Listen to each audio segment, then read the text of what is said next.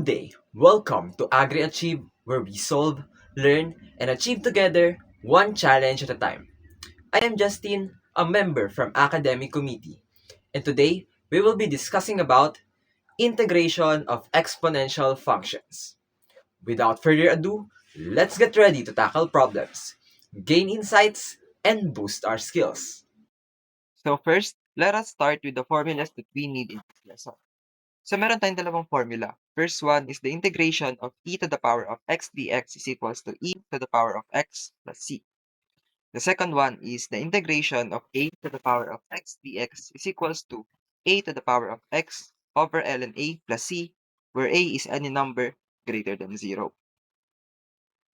So let's start with the problem number 1. The integration of e to the power of 2x plus e to the power of x all over e to the power of x dx. So kung mapapansin nyo, same sila ng denominator and then yung numerator is naka-addition. So pwede natin silang paghiwalayin para mas mabilis, mas madali natin silang ma-integrate. So yan, kaya siya naging ganito. And then kung mapapansin nyo, pwede tayong mag-simplify dito sa dalawang terms. Si e to the power of 2x all over e to the power of x, pwede tayong mag-cancel out dyan na kung saan ang matitira na lang ay e to the power of x. And then sa right side of the equation naman, since parehas lang sila, we can cancel this out and magiging 1 na lang siya. Kaya siya naging ganito. And then we can distribute the integration sign and integrate each. So the final answer would be e to the power of x plus c. Second problem, integration of 8 to the power of 7x dx. So, pwede tayong gumamit dito ng u substitution, na kung saan yung exponent natin, isi-set natin siya as u, and then kukuhain natin yung derivative. So, gawin natin. So, we will let the exponent 7x be equals to u. So, the derivative of u, which is du, is equals to 7 dx. And then, imamanipulate natin siya in a way na si dx na lang yung matitira sa kabilang side ng equation. Kaya siya magiging 1 over 7 du is equals to dx. Ito, pwede natin siyang i-substitute dito. So, yung dx is magiging 1 over 7 du, and then yung exponent natin na 7x magiging u. So, substitute natin, kaya siya naging ganito. Ilalabas natin si 1 over 7 since constant siya. So, yung nasa loob na lang is si 8 to the power of u du. So, pwede na tayong mag-apply ng integration. So, the integration of 8 to the power of u is 8 to the power of u all over ln 8. Since si 8 is, siya yung a kanina sa formula natin since he is greater than 0.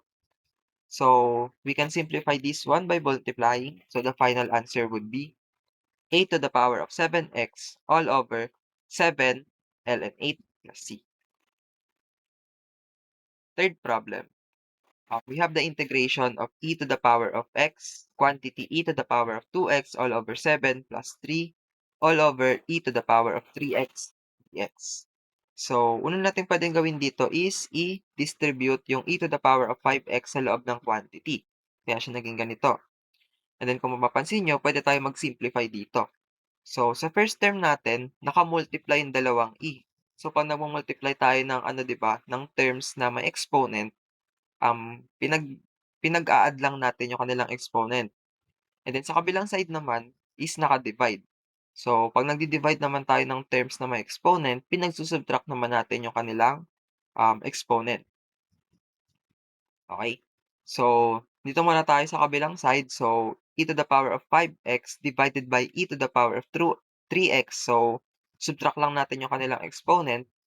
Kaya siya naging ganyan. And then, 5x minus 3x is equals to 2x. And then sa left side naman, since naka-multiply siya, so add lang natin yung exponent. So 5x plus 2x is 7x. Kaya naging ganito na yung ating equation. So simplified na siya. Pwede na tayong mag-integrate. So distribute lang natin si integration sign and ilabas natin yung mga constants. And then the integration of e to the power of 7x is equals to e to the power of 7x over 7. And then e to the power of 2x, ang integration niya ay e to the power of 2x over 2. So, in-apply lang natin yung first formula. And then to simplify this one, multiply lang natin parehas. So, the final answer would be e to the power of 7x over 49 plus 3 e to the power of 2x over 2 plus c. So, problem number 4, integration of 7 to the power of 2x plus 3 dx. So, again, kagaya ng ginawa natin sa number 2, magla-let u lang tayo dito. Gagamit lang tayo ng u substitution.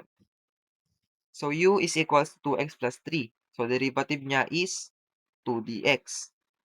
And then, magmamanipulate lang tayo para matira sa kabilang side ng equation si dx, kaya siya naging 1/2 du is equals to dx. Then, substitute lang natin, kaya siya naging ganyan.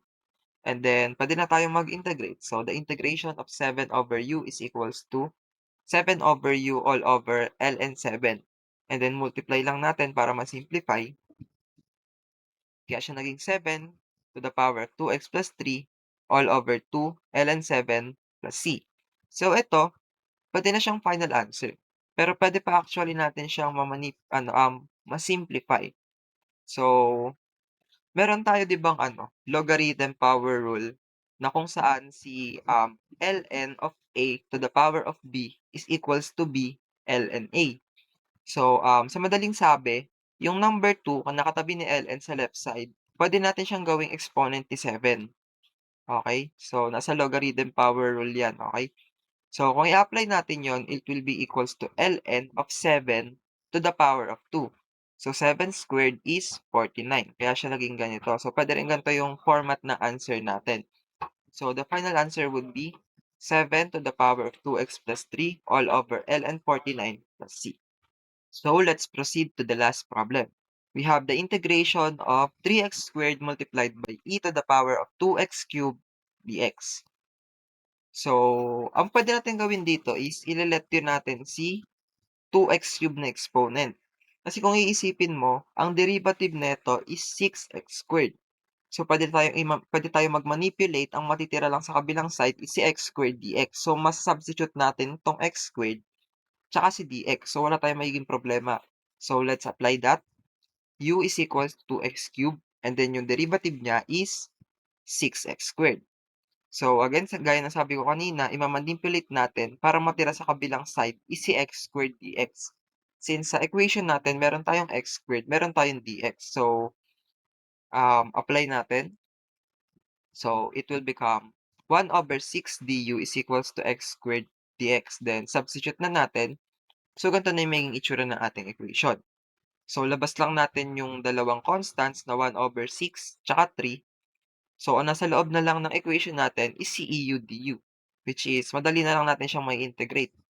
So, the integration of EU is equals e to the power of u is e to the power of u itself lang.